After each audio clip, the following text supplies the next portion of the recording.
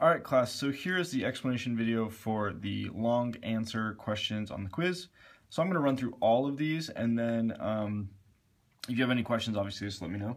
So this first question says, how many individual oxygen atoms? So I think the one mistake that I really started to see people making was answering the wrong question, basically, not answering the question that I'm asking. So one thing we might get in the habit of doing is boxing this individual oxygen atoms, and that is the question. That's what we're trying to answer in this 1.54 gram sample of magnesium thiosulfate. So here I've sort of indicated the relevant piece of information. The first thing that I'm going to sort of think about is saying, well, if I'm looking for individual oxygen atoms, really what I need to do is figure out how many moles of oxygen there are in the sample. So 1.54 grams, I need to convert that into moles.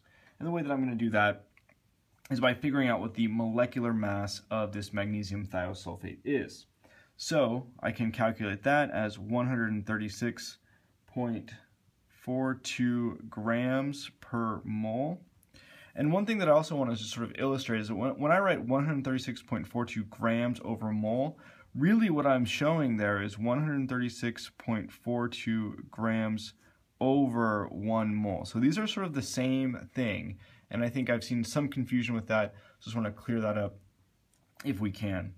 So if I take 1.54 grams of this magnesium thiosulfate and I want to convert that into moles of magnesium thiosulfate, 1.54 grams MgS2O3, and I'm going to multiply that by 1 mole over 136.42 grams.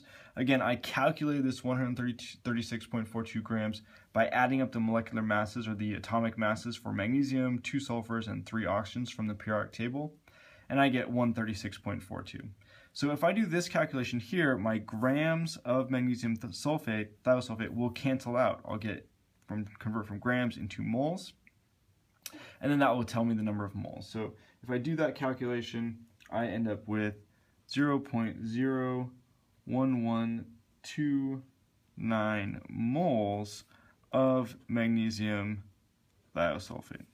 So now if I have this number of moles, I want to then figure out how many moles of oxygen would I have, or how many molecules do I have.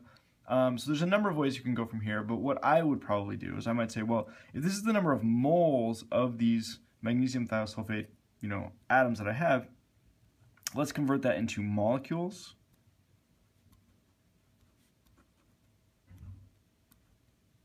So if I multiply this by Avogadro's number, 6.022 times 10 to the 23rd molecules per 1 mole, this is going to do the conversion from moles of magnesium thiosulfate into number of molecules of magnesium thiosulfate.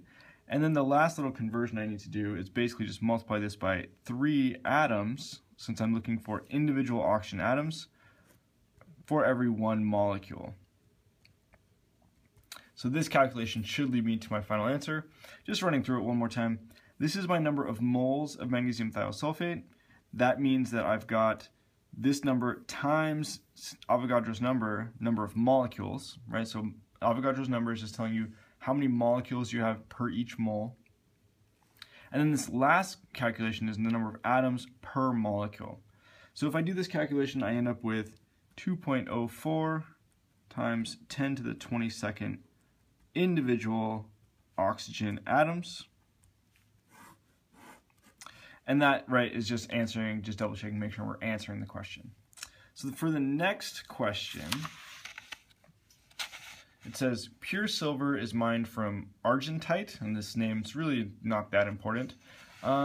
Determine the mass of pure silver that could be extracted. So things I'm just sort of, indicating here, Ag2S. I saw a lot of little mistakes with this Ag2S, not using the right molecular formula of pure silver that could be extracted from 28.9 gram chunk of this whole mineral. So there's a number of ways, again, to solve this. I'm going to use a mass percent strategy to solve this. And the mass percent strategy is, I think, the easiest way to solve this type of problem. So the first thing that I'm going to do is figure out what the mass percent of silver in Ag2S is. And I think the one problem we saw a lot of is that people didn't really know exactly how to deal with this 2, the fact that you've got 2 silver atoms, per molecule. So the way that I would deal with that is I would say if I want to find the mass percent of silver, the calculation that I would do would be 2 times 107.87, because I've got 2 of those atoms, and then I'm going to divide that by 247.8 and multiply that by 100. It gives me 87.1% silver in Ag2S. Okay, so the way I did this, 107.87, that is the molecular mass of silver. Since I've got 2 of them for every one of these Ag2S molecules, I'm going to multiply that by 2. This 247.8, this is the total mass. So Ag2S, so 2 silvers plus 1 sulfur gives me a total mass of 247.8. So this is telling me that in this Ag2S, this argentite, 87.1% of the mass comes from silver. So if I want to find the mass of pure silver in this 28.9 gram chunk, all I really need to do is multiply 0.871, so I'm converting that percentage into a decimal, multiply that by 28.9 grams. That's going to tell me the amount of silver that I'm going to have, and that equals 25.2 grams of pure silver. And that's my answer. So that's all I need to do. Again, there's other ways to do this, but I think this is the most straightforward and one that I would recommend.